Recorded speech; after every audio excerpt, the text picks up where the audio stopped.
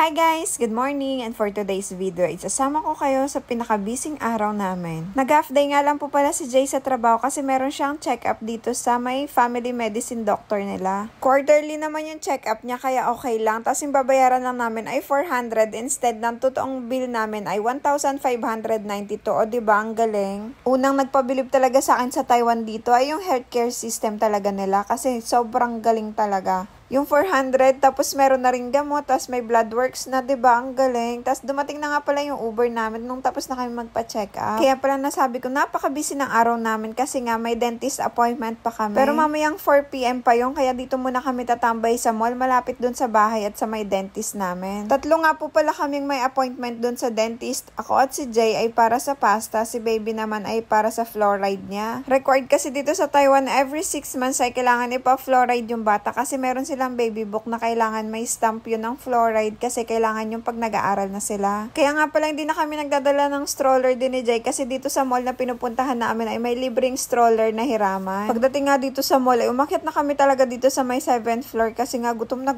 kami ng time na to. Sabi ko nga kay Jay siya muna umorder tapos order naman ako dun sa gusto ko sa may Korean kasi parang natatakam ako sa Korean food. Hi love, I love you.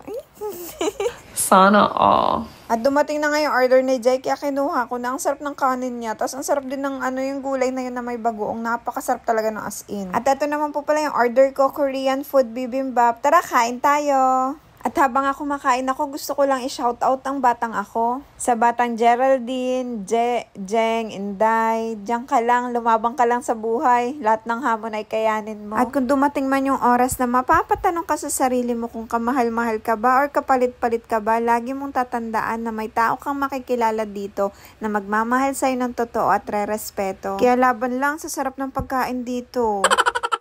Kaya pagkain is life talaga. Tignan nyo naman, sulit na sulit. At solve na solve talaga kami ni Jay. Simot na simot namin. After nga po namin kumain at makipagpahinga, dumiretso na kami dito sa may happy place namin, Tom's World. At pagkarating nga namin dito, sumampa na agad si baby sa mga sasakyan dito. Tapos after nun ay naglaro na sila ng daddy niya dito. Daddy's playing?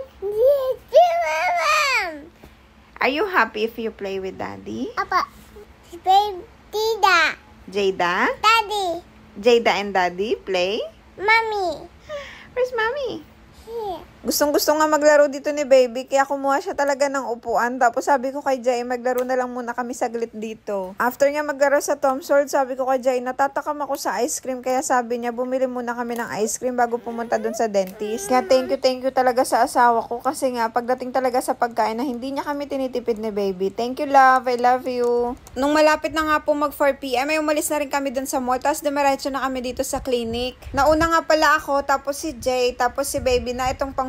Tapos iyak nga siya ng iyak kasi nga fina-fluoride siya. Pero masasanay din niya. Laking pasalamat ko din talaga kay Jay kasi sobrang maalaga talaga yan sa ngipin ni baby. As in, hands-on siya sa paglilinis ng ngipin ni baby. Kaya nga na very good kami ng dentist kasi nga daw walang problema yung ngipin ni baby. Hanggang dito na lang. Salamat sa panonood. Please don't forget to like and follow. Bye-bye!